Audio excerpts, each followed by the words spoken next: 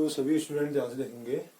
आपने पिछली क्लास में पढ़ा था कि जो क्रिस्टलीय ठोस होते हैं और क्रिस्टलीय ठोसों का क्या किया था, आपने वर्णन किया था, अध्ययन किया था। ठीक है, हमने जो अध्ययन किया था वो क्या था आपका, क्रिस्टलीय ठोस और क्रिस्टलीय ठोस क्या होते हैं। ठीक, अब हम क्या पढ़ेंगे, आपके उसमें एनसीईआरटी और उत्तराखंड बोर्ड में क्वेश्चन आता है कि जो क्रिस्टलीय और क्रिस्टलीय ठोसों में क्या कीजिए, आपका अंतर स्पष्ट कीजिए। आपका 2 नंबर का क्वेश्चन है क्रिस्टलीय ठोसों और, ये आपको क्वेश्चन आता है जैसे क्या, क्रिस्टलीय ठोस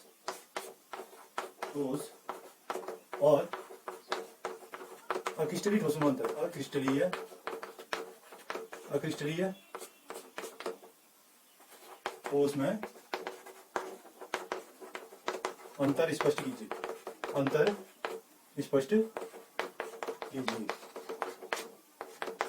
2 नंबर का क्वेश्चन आता है आपको इसमें। ठीक है, कितने नंबर का आता है इसमें, 2 नंबर का, कि क्रिस्टलीय ठोस क्या होते हैं और अक्रिस्टलीय ठोस में क्या करना है, आपका अंतर स्पष्ट करना होता है। इसमें क्या है, क्रिस्टलीय ठोस क्या होंगे और अक्रिस्टलीय होंगे। इसमें लगभग आपका कितने 6 से 7 क्या है इनके अंतर है। पहले हम इसके क्या पढ़ेंगे, गुण, फिर उसके बाद क्रिस्टलीय ठोस और अक्रिस्टलीय ठोस में क्या पढ़ेंगे, आपका अंतर पढ़ेंगे। इतनी बात समझ में आ रही है। चलिए, गुण यहाँ पर लिख लेंगे आप क्या, क्रिस्टलीय ठोस और भाग कर लेंगे 2, ठीक, और यहाँ पे आ जाएंगे क्या, आपका अक्रिस्टलीय ठोस।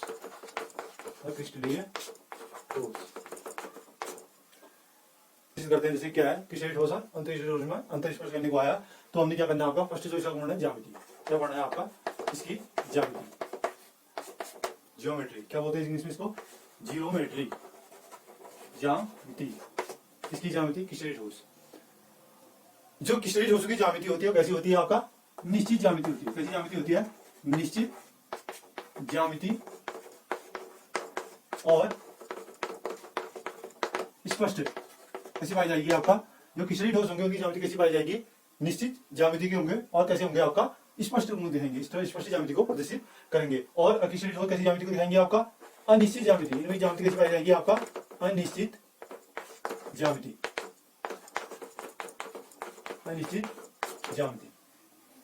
अक्रिस्टलीय ठोस कैसी ज्यामिति को प्रदर्शित करेंगे, आपका अनिश्चित ज्यामिति को प्रदर्शित करेंगे। ठीक है, अब हम इसको पढ़ भी लेते हैं कि निश्चित ज्यामिति किसे कहते हैं और अनिश्चित ज्यामिति किसे कहा जाता है। आपने एग्जांपल भी पढ़ा है किसका, आपका सोडियम क्लोराइड का। सोडियम क्लोराइड खाने का नमक, ठीक है, NaCl। सोडियम क्लोराइड इसका सूत्र क्या है, आपका NaCl। अगर यदि हम इसको आयरन उड़ते हैं तो किसमें उड़ता है, Na+ और Cl नेगेटिव।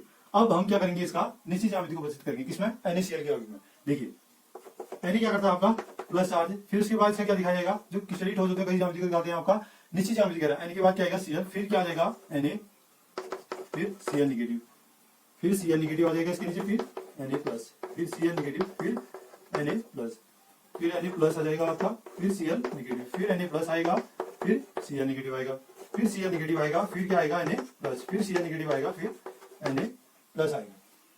इतनी बात समझ आ रही है।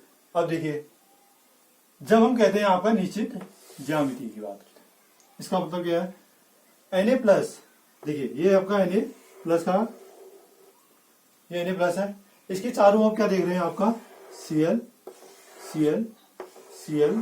और Cl देख रहे हैं ना।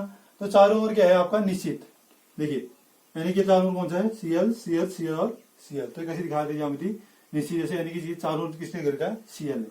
दूसरी चीज, अब Cl की चारों ओर देखिए आप, ये Cl है आपका, इसके चारों ओर देखिए Na और Na। तो हम ये कह सकते हैं कि इसकी जो ज्यामिति होगी कैसी होगी, आपका निश्चित ज्यामिति होगी। ठीक है, यानी कि Na की Cl क्या देख रहे हैं, आपका चारों ओर Cl को देख रहे हैं, और Cl के चारों ओर किसके क्या देख रहे हैं, आपका Na देख रहे हैं। तो इसकी ज्यामिति कैसी, ज्योमेट्री कैसी कहलाएगी, आपका निश्चित। ठीक है, और दूसरी चीज किसकी बात आती है, आपका अनिश्चित ज्यामिति। अनिश्चित ज्यामिति की एग्जांपल आता है किसका, आपका इसमें रबर का एग्जांपल आता है। रबर के अणु, देखिए ये आपका रबर के अणु है। ठीक,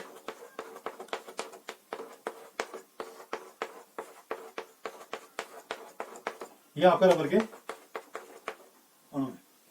ठीक है, अब इसमें आप रबर के अणु देख रहे हैं, कोई इसमें क्या कैसे है, आपका छोटे भी हैं, ठीक है, स्मॉल, कोई बड़े भी हैं रबर के अणु में। ठीक, तो यदि छोटे परमाणु के बाहर देख रहे हैं तो क्या है, आपका बड़े परमाणु। वो कैसे है, आपका एक तो अलग अलग दिशाओं में विद्यमान है। ठीक है, अलग अलग दिशाओं में होने के कारण इनमें क्या है, आपका ये कैसी ज्यामिति को दिखा रहा है? आपका अनिश्चित ज्यामिति को दिखा रहा है। कैसी ज्यामिति को दिखा रहे हैं? आपका अनिश्चित ज्यामिति। कहने का मतलब ये है कि यहाँ पर जो ज्यामिति आएगी वो कैसी आएगी? इसके चारों जैसे यहाँ दिख रहे हैं, यहाँ तो स्पष्ट दिखाई दे रहा है आपको, यानी कि चारों क्या है? आपका CL है। यहाँ पर ऐसा कुछ नहीं है। यहाँ पर एक छोटा परमाणु यहाँ तो है, दूसरा परमाणु कैसा है आपका? इस साइड छोटा परमाणु देख रहे हैं आप, इस साइड है। तो ऐसी क्या आपका रबर की ज्यामिति कैसी पाई जाएगी? आपका इसमें अनिश्चित पाई जाएगी। तो पहला गुण जो क्या आ गया आपका? डिफरेंस जो इनके बीच में आ गया वो क्या है? आपका अंतर। क्रिस्टलीय ठोस की जो ज्यामिति होगी वो कैसी होगी? आपका निश्चित ज्यामिति। कैसे दिखा सकते हैं? आपका एग्जाम्पल के रूप में सोडियम क्लोराइड, उसके यानी कि सोडियम के चारों ओर क्या लिख सकते हैं? आपका Cl है, और Cl के चारों ओर क्या है? आपका सोडियम से घिरा हुआ है, इसलिए जिसकी ज्यामिति कैसी कहलाएगी? आपका निश्चित ज्यामिति कहलाएगी। रबर का देख रहे हैं तो रबर की कैसी है? आपका रबर के बड़े परमाणु देख रहे हैं और क्या है? आपका छोटे परमाणु से दिखा रखा है मैंने यहाँ पे छोटे डॉट से। ठीक है, तो इसके चारों ओर कैसे दिखते हैं? ये क्या है? अनियमित है। ठीक है, अनियमित है तो इसका मतलब कहने का मतलब ये क्या है? इसकी चारों ओर अलग अलग दिशाओं में, एक जैसे नहीं है, एक से चारों ओर देख रहे हो, चार एक ही साथ है, ये चार देख रहे हैं तो एक ही साथ है, तो इसी की ज्यामिति कैसी है? आपका अनिश्चित ज्यामिति कहलाती है। ठीक है, तो इसको आप लिख लेंगे, नोट करना है तो नोट कर लीजिए आप इसको। ठीक है, गलनांक एवं क्वथनांक। ठीक है, अब दूसरा जिसका गुण आता है वो क्या? आपका गलनांक एवं क्वथनांक का आता है। क्रिस्टलीय ठोसों के गलनांक क्या होते हैं? क्रिस्टलीय ठोसों के गलनांक, क्रिस्टलीय ठोसों के गलनांक, ठोसों के गलनांक, गलनांक एवं क्वथनांक निश्चित पाए जाते हैं, निश्चित पाए जाते हैं। अब जो आपका क्या होंगे? अक्रिस्टलीय ठोस होंगे, इनके गलनांक अनिश्चित, अनिश्चित गलनांक एवं क्वथनांक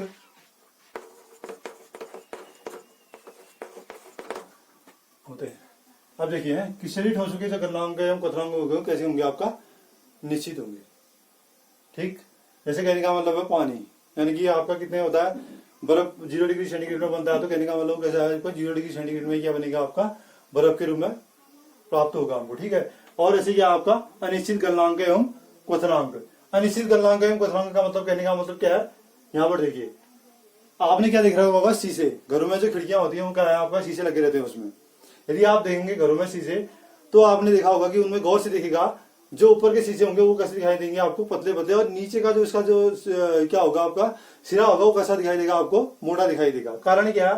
क्योंकि इनको क्या बोला जाता है? अक्रिस्टलीय ठोसों को शीतलित, शीतलित ठोस भी बोला जाता है। ठीक है, यानी कि द्रवित ठोस भी बोला जाता है। इनको क्या बोला जाता है? आपका द्रवित, द्रवित ठोस।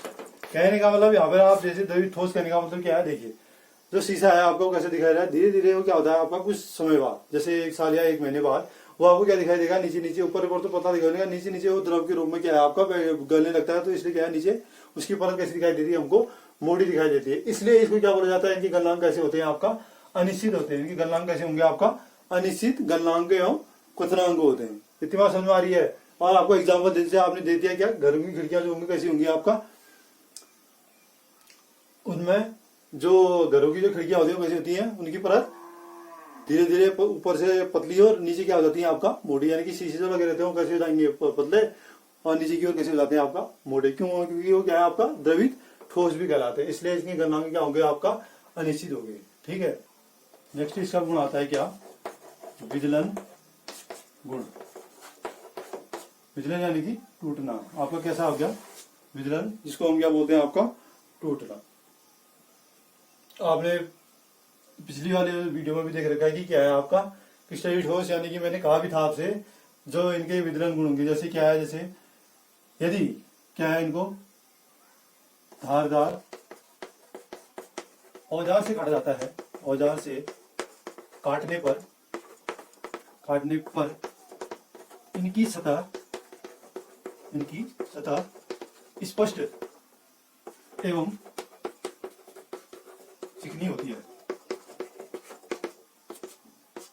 आप घरों में पनीर को काटते हैं, पनीर की सतह यानी कि 2 अलग अलग हिस्सों में क्या हो जाएंगे? आपका विभाजित, समान हिस्सों में विभाजित होंगे, और उनकी सतह भी कैसे रहेगी? आपका चिकनी रहेगी, और क्या रहेगी? आपका स्पष्ट रहेगी।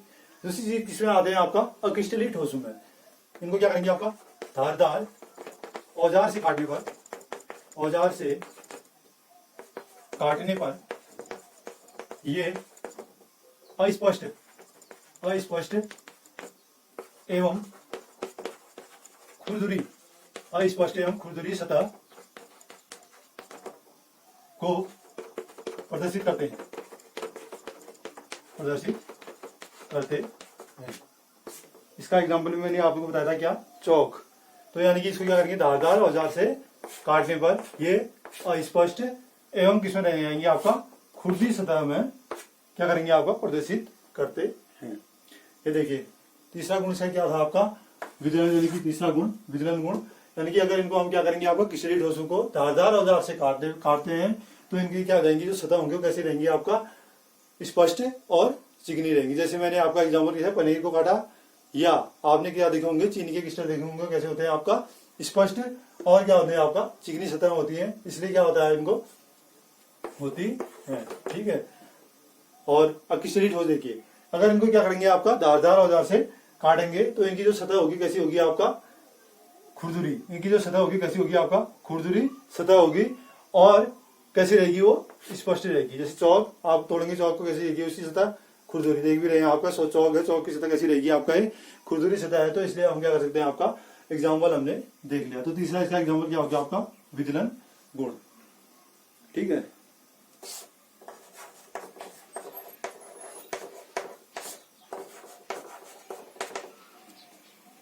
तो नेक्स्ट इसका जो चौथा गुण आता है वो क्या है आपका अंतर, जिससे हम स्पष्ट कर सकते हैं किसमें आपका क्रिस्टलीय ठोस और अक्रिस्टलीय ठोस में, वो क्या होता है आपका शीतलन वक्र। ठीक है। चलिए जो क्रिस्टलीय ठोसों का शीतलन होता है क्रिस्टलीय ठोस, क्रिस्टलीय ठोस, क्रिस्टलीय ठोसों का शीतलन वक्र, शीतलन वक्र असतत होता है, असतत पाया जाता है। ठीक है। देखिए क्रिस्टलीय ठोसों का जो शीतलन वक्र होगा वो कैसा होगा आपका असतत होता है, और अक्रिस्टलीय ठोसों का, अक्रिस्टलीय ठोसों का शीतलन वक्र, शीतलन वक्र सतत होता है, सतत पाया जाता है। तो चौथा जो गुण था वो क्या आपका शीतलन वक्र। अब देखिए क्रिस्टलीय ठोसों का जो शीतलन वक्र होगा वो कैसा होगा आपका असतत वक्र पाया जाएगा। कैसा पाया जाएगा आपका असतत वक्र पाया जाएगा। अब देखिए एग्जांपल से आप देखेंगे हम। ठीक है। हम ग्राफ खींच लेते किसके बीच में आपका समय और तापमान के बीच में। यहाँ पर क्या ले लिया हमने समय, यहाँ पर क्या ले लिया आपका तापमान।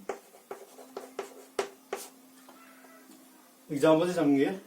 ठीक है। अब इसमें असतत कहने का मतलब तात्पर्य क्या है इसका, असतत वक्र का। ठीक है।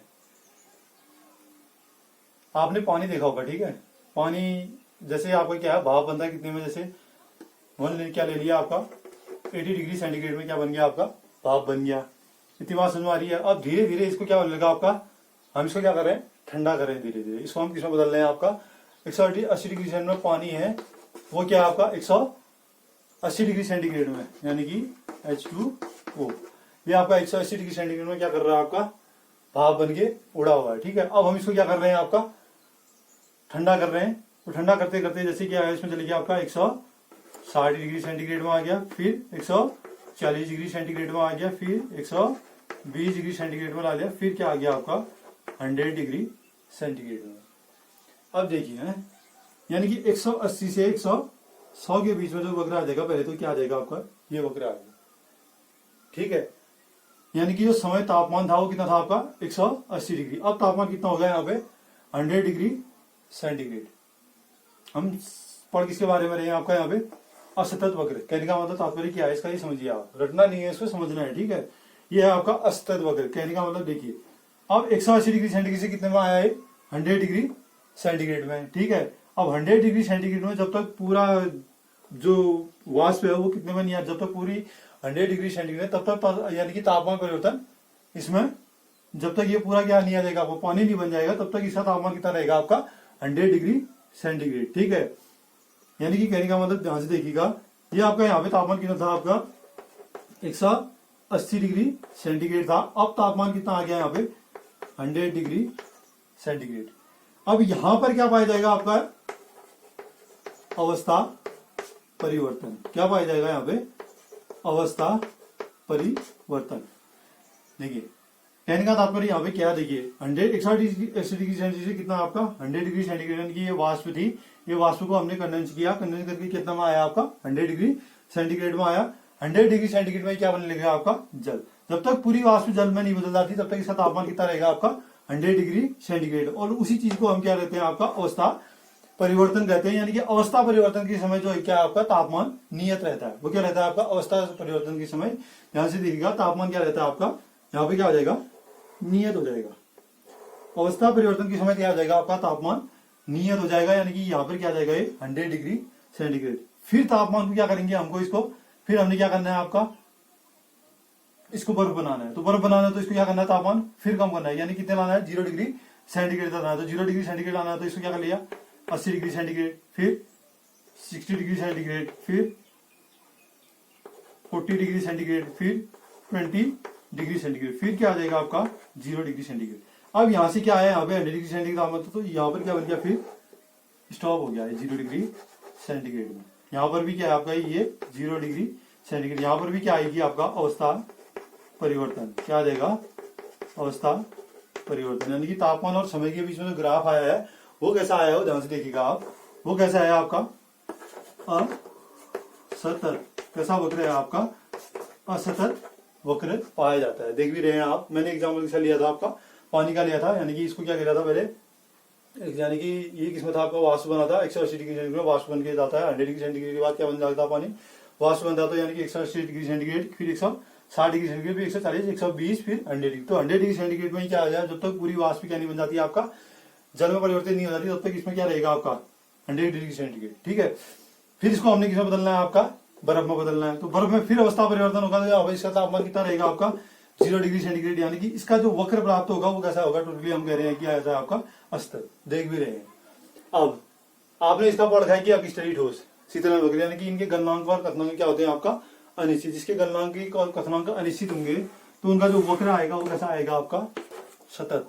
कैसा वक्र निकलेगा आपका सतत, यानी कि इसके बीच में समय और तापमान, ठीक है, समय और तापमान के बीच में जो ग्राफ निकलेगा वो कैसा निकलेगा आपका सतत। कैसा निकलेगा आपका सतत वक्र।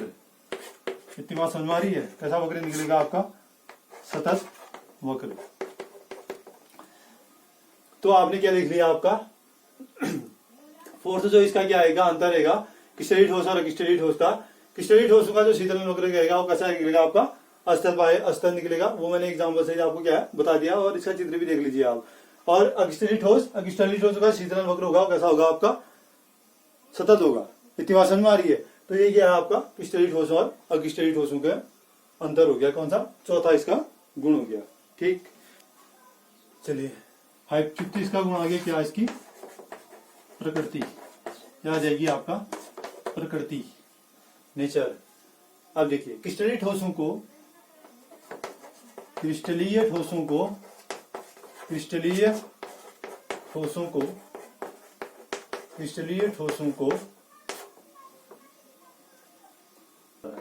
वास्तविक ठोस, ठीक है। अब वास्तविक ठोस कहने का मतलब क्या है आपका ट्रू सॉलिड्स, इंग्लिश में बोलते हैं इसको क्या ट्रू सॉलिड्स कहा जाता है। चलिए अक्रिस्टलीय ठोस पढ़ते हैं। क्या है आपका अक्रिस्टलीय ठोसों को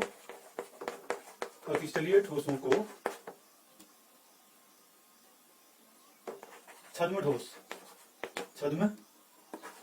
ठोस या आभासी ठोस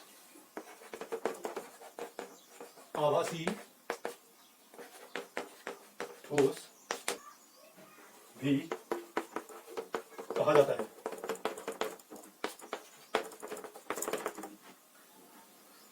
देखिए 50 इसका गुण आ जाएगा प्रकृति इसकी, ठीक है। क्रिस्टलीय ठोसों को वास्तविक ठोस कहा जाता है, ट्रू सॉलिड से कहा जाता है। और अक्रिस्टलीय ठोसों को क्या बोला जाता है? आपका आवासीय ठोस बोला जाता है। क्यों बोला जाता है? ध्यान से देखिएगा। क्रिस्टलीय ठोसों की जो ज्यामिति होगी, ठीक है, कैसी होती है? निश्चित ज्यामिति। निश्चित ज्यामिति होने के कारण इनको इसलिए क्या बोला जाता है? आपका वास्तविक ठोस बोला जाता है। और इनकी ज्यामिति कैसी है? आपका अनिश्चित है। तो अनिश्चित ज्यामिति होने के कारण इनको कैसा बोला जाता है? आपका आवासीय या छद्म ठोस, या इनको इंग्लिश में बोलते हैं आपका स्यूडो सॉलिड्स। क्या बोलते हैं आपका? यदि इंग्लिश में बोला जाए तो क्या बोलते हैं? आपका स्यूडो सॉलिड्स। इनको बोलेंगे ट्रू सॉलिड से कहा जाएगा। तो नेक्स्ट इनका जो गुण आ जाएगा, निश्चित ज्यामिति होने के कारण इनको क्या बोला जाएगा? वास्तविक ठोस बोला जाएगा। ज्यामिति मैंने आपको बता भी दी थी, क्या है आपका? Na की चारों ओर क्या था? आपका Cl। ऐसे ही रबर में देख रहे थे, रबर में कैसे ही आपका उसके कण कैसे आपका बिखरे बिखरे होने के कारण उनमें ज्यामिति कैसी है? आपका अनिश्चित है। और यहाँ पर देख रहे हैं तो अक्रिस्टलीय ठोस की जो कैसी है? आपका ज्यामिति छद्म या आवासीय ठोस भी कहा जाता है। क्यों? क्योंकि इनकी ज्यामिति कैसी है? आपका अनिश्चित। इसलिए क्या हो गया आपका? नेक्स्ट इसकी प्रकृति कैसी होगी आपका? इसकी वास्तविक ठोस। इनको वास्तविक ठोस बोला जाता है, यानी कि नेचर। और इनका जो अक्रिस्टलीय ठोस है वो कैसे बोले जाते हैं? आपका आवासीय ठोस बोले जाते हैं। ठीक है, अणु की व्यवस्था। ठीक है, नेक्स्ट इसका जो गुण आएगा क्रिस्टलीय ठोसों की अणु की व्यवस्था। आपने देख भी रहे थे क्रिस्टलीय ठोस होंगे, क्रिस्टलीय ठोस दीर्घ परास व्यवस्था, दीर्घ परास व्यवस्था में फैले रहते हैं। ठीक है, वो कैसे था आपका? यहाँ देखिए example, Na plus Cl negative, फिर Na प्लस, फिर Cl निगेटिव, फिर Na प्लस, फिर क्या आपका Cl निगेटिव। कैसे ही क्या है आपका? यहाँ पे Cl निगेटिव, फिर Na प्लस, फिर Cl निगेटिव, फिर Na प्लस, फिर Cl निगेटिव, फिर Na प्लस। तो आप देख रहे हैं इनका जो यानी कहने का मतलब है रेंज है, इनकी परास यानी कि रेंज है। ठीक है, रेंज परास। अब ये कैसे है आपका? दीर्घ परास व्यवस्था, यानी कि एक जो स्थान है, ये स्थान यहाँ पर न होकर क्या है? आपका बहुत बड़ा क्षेत्र है, यानी कि दीर्घ परास स्थान में क्या है? आपका पूर्ण तरीके से फैले हैं। और कैसे फैले हैं? नियमित। Na के बाद क्या आ रहा है? Cl आ रहा है, फिर Na के बाद क्या आ रहा है? Cl आ रहा है, फिर Cl के बाद क्या आ रहा है? Na आ रहा है, और Na के बाद क्या आ रहा है? आपका Cl आ रहा है। तो कैसे इनकी जो आपका फैलने का आकार है, यानी कि परास में फैलने का आकार, यानी रेंज में फैलने का आकार, वो कैसा आपका दीर्घ है। ठीक है, यानी कि इनका मतलब कहने का मतलब यहाँ पे देखिए आप दीर्घ परास यानी कि एक छोटे स्थान पर नहीं, एक पूरे जालक में क्या है? पूर्ण तरीके से क्या है? आपका फैले हुए हैं, तो उसको बोला जाता है क्या? दीर्घ परास। अब ऐसे क्या आएंगे? अक्रिस्टलीय ठोस कैसे होते हैं? आपका लघु परास व्यवस्था में फैले रहते हैं।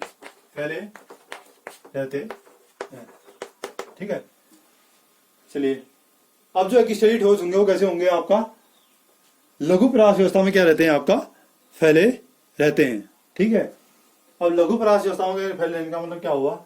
जैसे जो आपने किसका उदाहरण दिया था? रबर का उदाहरण दिया था। ठीक है, ये रबर है आपका। ठीक है, ये एक तो निश्चित हो गया, फैले तो रहेंगे इनके कण, जैसे क्या ये फैले रहे कण, ये फैले हो गए एक साथ। ठीक है, लेकिन इनका जो परास रहेगा वो कैसे रहेगा? एक ही क्षेत्र तक। यहाँ तक क्या हो गया? आपका एक निश्चित हो गया इतनी बात से। फिर दूसरा ये गैप रहेगा इसके बीच में, फिर क्या रहेगा? आपका उपस्थित रहेंगे कण भी कैसे रहेंगे? आपका अव्यवस्थित अवस्था में रहेंगे। ये आपका इसका क्या हो गया? दूसरा परास हो गया। कहने का मतलब है यहाँ तो क्या है? दीर्घ परास था, तो यहाँ कैसा है? आपका लघु यानी कि छोटा।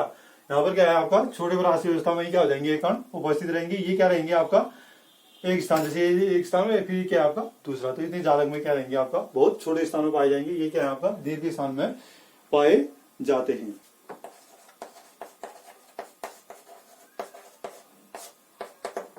क्या हो जाएगा? आपका दैशिकता, यानी कि इसको क्या बोलते हैं? डायरेक्शन। ठीक है, दैशिकता, डायरेक्शन। ठीक है, क्रिस्टलीय ठोस विषम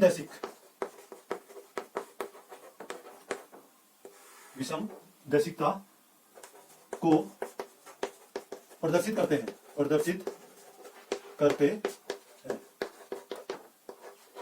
समझ में आ रही है?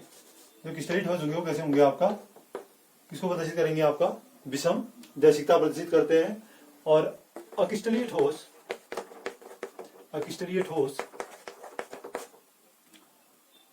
अक्रिस्टलीय ठोस, समदैशिकता या समदैशिक प्रकृति को प्रदर्शित करते हैं,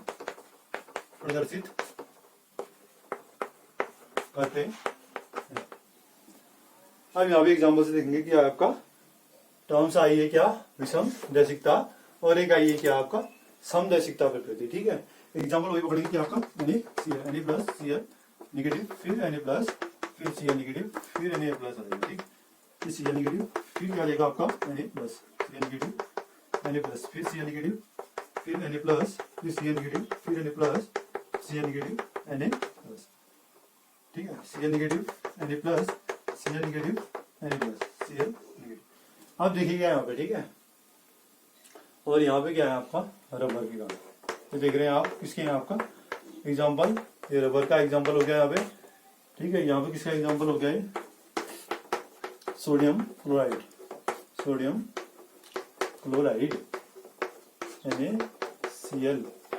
ठीक है, अब देखिए क्रिस्टलीय ठोस कैसी प्रकृति दिखाते हैं, आपका विषम दैशिकता दिखाते हैं, और जो अक्रिस्टलीय ठोस होंगे वो किस प्रकृति को दिखाएंगे, आपका समदैशिक प्रकृति को दिखाएंगे। क्यों, कारण, ठीक है, ये यहाँ से देखिएगा। मैंने पिछली वाली वीडियो में भी आपको बताया था कि विषम दैशिकता क्या होती है और समदैशिकता को क्या है नहीं बताया, तो यहाँ पे देख लेंगे आप। ठीक है, इसको देखिएगा।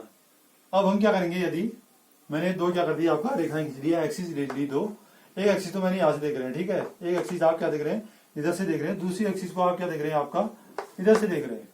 समझ हमारी बात, एक एक्सिस तो ये डाल रखी है मैंने, एक एक्सिस क्या दे रखी है आपका बीच से दे रखी है। ठीक है, ये इसको मान लीजिए क्या आपका एक्स एक्सिस, इसको मान लीजिए क्या वाई एक्सिस। अब आप देख रहे हैं यानी कि इसको हम देख रहे हैं। ठीक है, दैशिकता यानी कि इसको दैशिकता यानी कि विभिन्न दिशाओं में इसका मान, भौतिक गुण का मान क्या है आपका, कैसा प्रदर्शित करेगा। ठीक है, यहाँ क्या आ रहा है आपका Cl प्राप्त हो रहा है।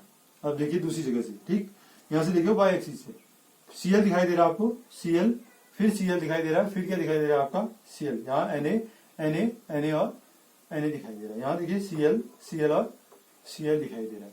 अब मैं यहाँ से देख रहा हूँ तो क्या दिख रहा है आपका Cl और Na दिखाई दे रहा है, एक पैटर्न में दिखाई दे रहे हैं। तो यहाँ पे ऐसा नहीं है, यहाँ Cl दिखाई दे रहा है तो Cl ही दिखाई दे रहा है एक लाइन। इतनी बात समझ आ रही है, यहाँ पे क्या है Na दिखाई दे रहा है तो Na ही दिखाई दे रहा है। तो कहने का मतलब है जहां से मैं इसको देख रहा हूँ वहां से क्या दिखाई दे रहा है, भिन्न भिन्न दिखाई दे रहा है, इसीलिए इसको क्या बोला जाएगा, आपका विषम दैशिक बोला जाएगा। यानी कि इसका मान क्या आ रहा है, जहां से देख रहा हूँ वहां से अलग अलग दिखाई दे रहा है, तो ऐसा क्या होगा आपका भिन्न भिन्न हो गया। अब यहाँ पर देखिए आप, ठीक है, अब ये क्या कर रहा है आपका समदैशिक प्रकृति को या समदैशिकता बोला जा रहा है, इसको क्या समदैशिकता। ठीक है, यदि इसको हम क्या देखा आपका इधर से डाली कोई रेखा, इधर से कोई एक्सिस डाली या इधर से कोई एक्सिस डाली, तो ये जहां से हम देखेंगे वहां से क्या देखेंगे आपका एक समान दिखाई देंगे, तो उसी को हम क्या बोल रहे हैं आपका समदैशिक बोला जा रहा है। उसी को क्या बोलते हैं आपका समदैशिक। जहां से हम दिखा, जिस दिशा से हम देख रहे हैं वहां पर से क्या दिखा रहा है, उनका मान भौतिक गुण का मान समान समान दिखाई दे रहा है, तो वो कैसे हो गया आपका समदैशिक प्रकृति के हो गई। इतनी बात समझ में आ रही है। तो हमने क्या पढ़ रहे हैं, आप इसके 5 या 6 या 7 गुण पढ़ लिए हैं। तो 7 गुण पढ़ने के बाद हमने क्या कर लिया, इसका अंतर कर लिया कि आपके उसमें 2 नंबर का क्या आता है, क्वेश्चन आता है कि क्रिस्टलीय ठोस और अक्रिस्टलीय ठोसों के बीच में क्या करिए आपका अंतर स्पष्ट कीजिए। तो 7 हमने क्या पढ़ लिया, आपका इसके गुण पढ़ लिए। ठीक है, आप इसके नोट्स भी बना सकते हैं घरों में, और आपका क्या है 2 नंबर के उसमें ये पूर्ण तरीके से आता भी आपके पेपर में, उत्तराखंड बोर्ड में। ठीक है, किसमें आपका उत्तराखंड बोर्ड में। कितने नंबर का आपका 2। यदि आप इसके एग्जाम्पल पढ़ेंगे, क्रिस्टलीय ठोसों के एग्जाम्पल सोडियम क्लोराइड है, चीनी है, तो एक इसकी एग्जांपल है आपका क्रिस्टलीय ठोसों के एग्जांपल। अक्रिस्टलीय ठोसों में आपका प्लास्टिक है, रबर है, ठीक है, और अन्य चीजें क्या है, चौक है। तो अन्य चीजें क्या आती है, किसमें आती है आपका अक्रिस्टलीय ठोसों में आती है। तो आज के वीडियो में इतना ही, और यदि इसके नोट्स चाहिए तो आपका डिस्क्रिप्शन बॉक्स में आपको क्या है नोट्स मिल जाएंगे। और इसके बाद नेक्स्ट जब हम पढ़ेंगे कि आपका क्रिस्टलीय ठोसों का प्रकार, कितने प्रकार के, 4 प्रकार के होते थे क्रिस्टलीय ठोस। तो इसके बारे में अध्ययन करेंगे, किसके बारे में, क्रिस्टलीय ठोसों के बारे में अध्ययन करेंगे। इतनी बात समझ में आ रही है, तो आप इसको क्लियर कर लीजिएगा, स्क्रीनशॉट लेना तो ले लीजिए। ठीक।